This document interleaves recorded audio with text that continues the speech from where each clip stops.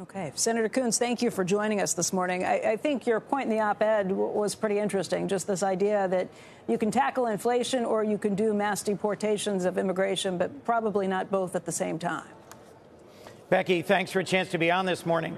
And what we're seeing there at the North Portico of the White House is the peaceful transfer of power, something President Biden and Vice President Harris have been steadfastly committed to, making sure that today's inauguration goes smoothly.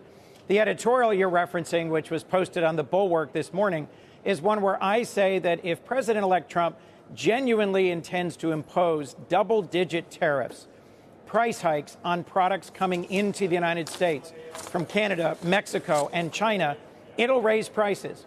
And in my view, a lot of Americans who voted for President-elect Trump did so because they were sick of high prices. And they'd like us to work together to grow our economy and to reduce the cost of things like housing and prescription drugs.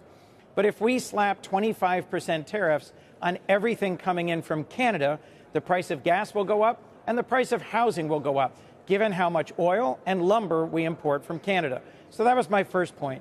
The second one was that mass deportations, literally deporting millions of people, will also have an impact on our workforce, on our ability to deliver groceries and housing affordably to the American people. So we could work together, we should, on identifying, detaining, and deporting criminal aliens, those who've committed additional crimes against the American people. But those who are here without committing additional crimes, and that's millions and millions of people, are also contributing to our labor force. We should be able to find a way forward through this, both on tariffs, which act as essentially a national sales tax, and on deportation. Those were the two issue areas that I focused on in my editorial. I think, look, we've had a lot of people on today and talked about this, and some of the Republican senators and others we've talked to have said, look, we're going to take care of that by doing things like executive orders to open up for more energy, more quick energy drilling without some of the slowdown with the regulatory oversight process. That will do things like bring down inflation on energy prices, which was a big part of the problem that we've been facing over 4 years.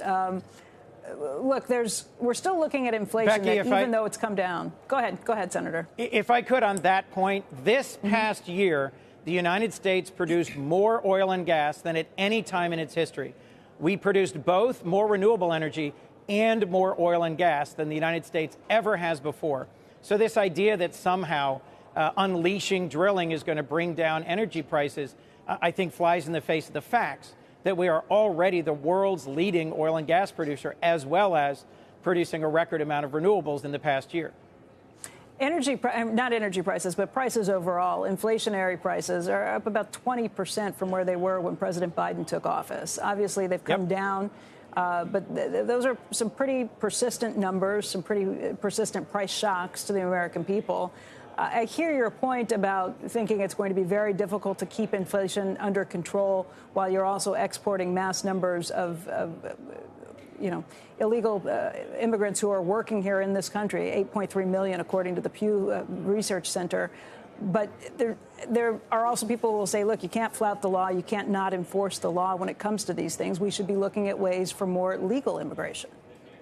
That's right. And so one of the challenges within the MAGA movement and within the incoming Trump administration is the sharp fight between those like Elon Musk, who run big tech companies, who advocate for more H-1B visas for high-skilled legal immigrants, and those like Steve Bannon and others who say, no, the whole MAGA movement was about ending immigration, both illegal and reducing legal immigration. That's a fight within the Republican caucus and the incoming administration that they're going to have to sort out.